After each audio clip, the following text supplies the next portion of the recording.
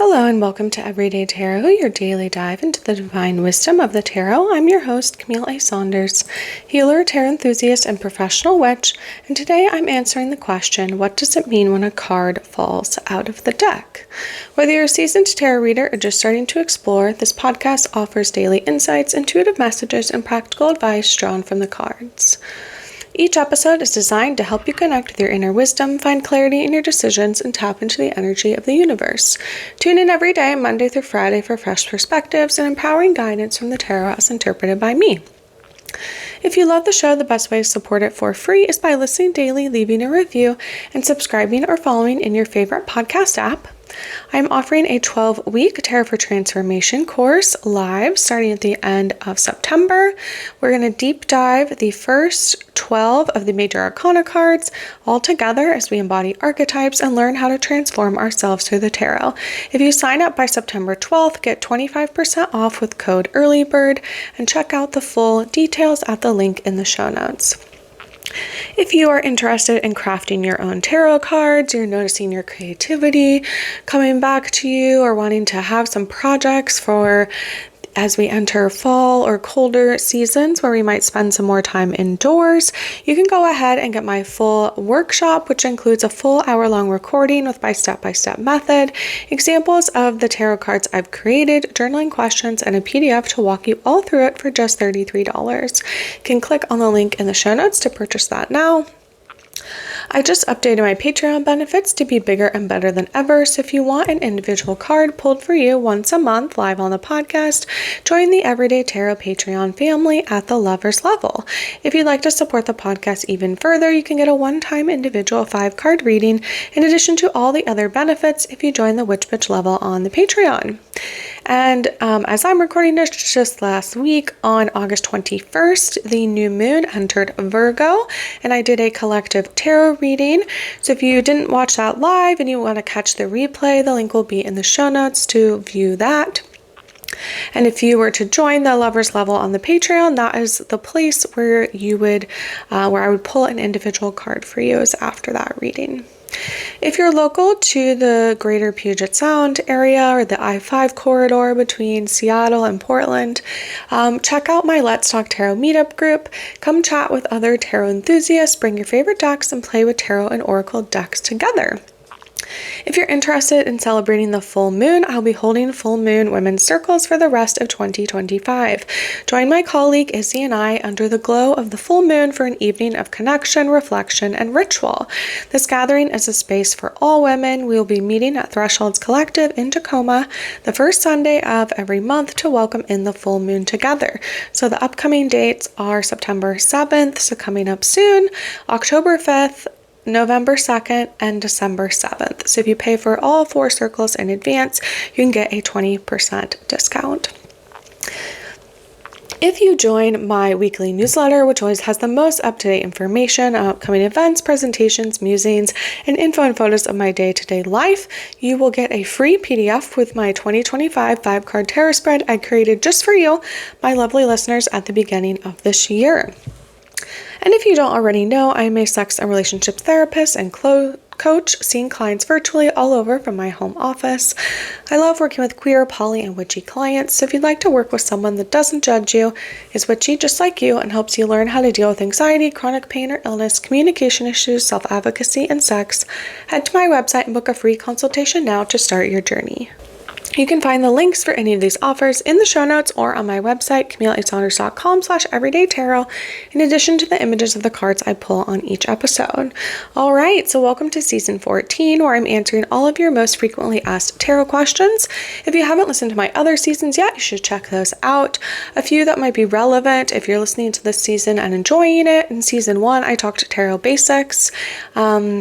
If you want to learn about any of the cards in seasons 2 and 3, I talked about all the major arcana cards. And then seasons 6, 7, 8, and 9, I went through the Suit of Wands, Pentacles, Swords, and Cups. In season 10, I talked tarot and witchcraft. Season 11, tarot and plant allies. And season 12, tarot and animals. And in season 13, I talked about divination in the Harry Potter series, where I did a deep dive into different kinds of divination. All right, so into our main discussion now. Like I said, we are answering all of your frequently asked tarot questions. So today I'm answering the question of what does it mean when a card falls out of the deck? So some people call this a jumping card. And again, this is maybe when you're shuffling or like working with the deck, a card falls out or jumps out of the deck when you're shuffling. And what does that mean? So, yeah, it really depends on if you want to give it a meaning, right? Like just like a lot of things in sacred practice, this only has a meaning if you believe it does, and tarot readers, might have a variety of opinions about this. When I've seen people do readings or had any of my own done, I feel like everyone does readings differently. And so, so it might be that like they might, right, if a card jumps out, it might be like, oh, that really means that this is important or something like that. And some people would be like, oh, it doesn't mean anything.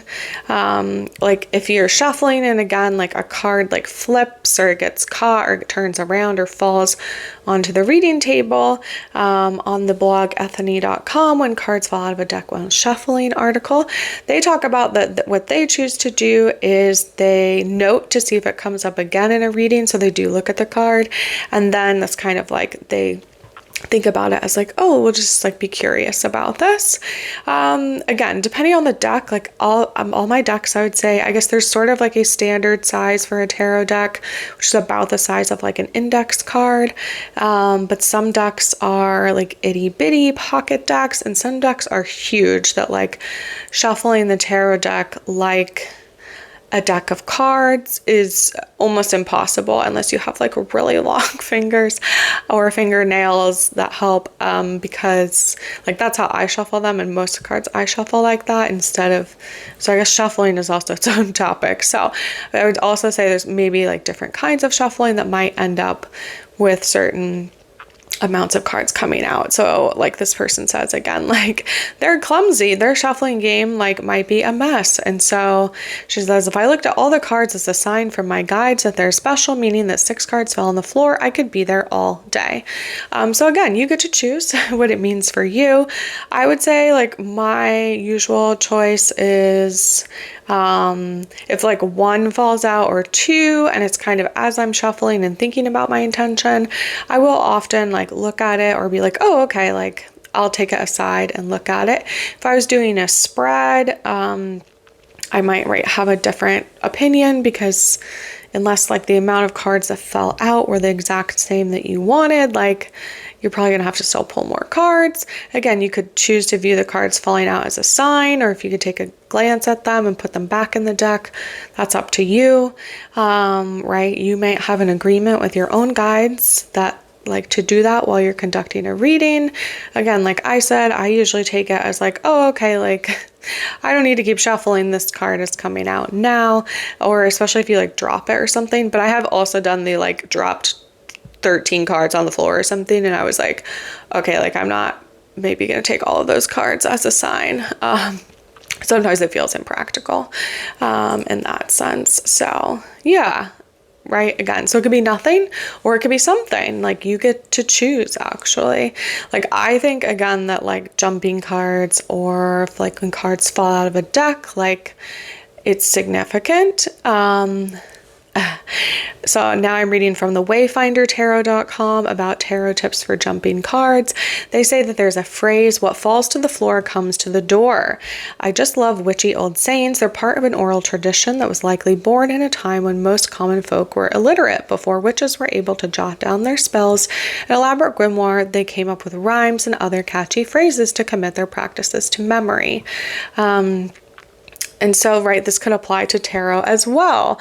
That, right, when we might assign meaning, that's cards fling themselves from the deck when it's being shuffled, or they fall to the floor or land on the table.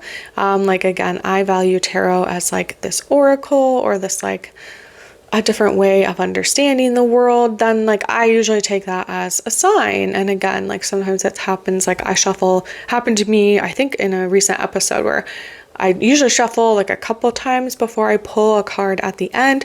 I shuffled like once and a card like immediately flew out, and I was like, oh, okay, we have our card. It could be because like your subconscious energy is like transferring into the deck. It could be like luck. Could be, right, like, oh, I feel like I'm just like a messy shuffler. Again, like, if you've been using a deck for a long time, or if you're an experienced tarot practitioner, and again, you get to decide what experienced means, right? There's the belief that like you impart your energy and intention into the cards. And so, right, being aware of anomalies that occur when you're shuffling the deck, especially with a deck that you have a strong connection with, might be important to you. Right, like others might feel like, oh, if early on or just not good at shuffling, like again, if I sort of counted every jumper or fallen card as intentional, like it might be too much, or it's too confusing or something like that. So again, it could be like several cards fall out of the deck, or a single card falls face down or drops face up, or it's sort of like energetically like lands again on the table or on the floor, right? Could be saying, hey, look at me, right? I've got something to tell you. Or again, like you could choose to like put the card back in the deck, and then maybe, right, interesting to note if it comes out even when you do a couple more shuffles. You could set it aside and do like more of what you were planning on reading, and then see if that card has relevance to the ones that you else like had laid out. It could be like the starting point for the rest of your reading. Again, if you're doing a spread or something, that might be helpful. It could also be like a reset. Right? Sometimes if we're like afraid of asking the real question, we might ask like a more broad or societally normal question first, and that maybe like, right, asking like a darker question or something like that. Maybe that's an opportunity to sort of narrow in on like, okay, like what do I really want to know? And again, like it could have its own reading. You could set the card aside. It could be a 1-card reading, which is sometimes hard because there's not extra context necessarily. You don't get a bunch of cards to help. But you could really study that card, right? Are there any symbols on there, or keywords, or color, or numerology that is standing out to you today as to why this card might have jumped out for you? And again, people choose to make meaning of it or not, or just depending on what they believe, or like I think also maybe this would be interesting to do an episode on, would be like, what if you pull a card and it ends up like horizontally or reversed? Do you always read reversals? I do have a deck that has horizontal imagery and vertical in it, and so in that deck I don't do as much of reading reversals. The deck guidebook also doesn't have reversals, and it's an oracle deck, so it's not tarot. And so there's like all these factors why I would be like, well, I'm not really going to read a reversal on this one, because it's just a lot harder to like interpret, is how I feel. I guess like I said, personally, I choose to kind of like usually set it aside, look at it, see what it's about. Sometimes 2 cards might come out. If, like I said, if it's like a whole bunch and it just feels like I was like missed some cards, or it was a messy shuffle, I might not set them all aside and kind of do or interpret them in that way. But I think it is interesting to make note of it. Again, however you do that, whether it's a photo or writing in a journal or having a tarot journal itself, any of that can work. So let's dive into what the cards have to say, and we'll see if a card jumps out today. I am going to use my first deck, which is the Sacerdote Tarot deck by Stasia Burrington. This was one of the decks that I chose to bring to Enchanticon, the fantasy convention that I went to recently. If you didn't hear me talk about that, listen to the last episode of season 13, which was my presentation from there. But I brought this deck with me and did a reading from it, a spread. And I had someone come up to me afterwards and I passed the cards around so everyone could kind of see them after I had pulled them. And they were like, this card deck has a very strong energy. And I was like, well, I have used it for a long time. It was my first and original card deck. And I really only started getting more card decks in the last like year or two. I had only a couple for a long time, or like one and then a couple for a while. But then I started going to tarot meetups and witchy book clubs, and also traveling with other like witches. And so that has really expanded my collection, let's just say. But yeah, let's see here. So I just had a shuffle that was like right at the end. There was a card that was like getting stuck, but it wasn't totally out. Let's see. I'm trying to get a card to jump for me, but it's not happening. So let's see here. All right. I pulled the Queen of Swords. So what is the message that she has for us today?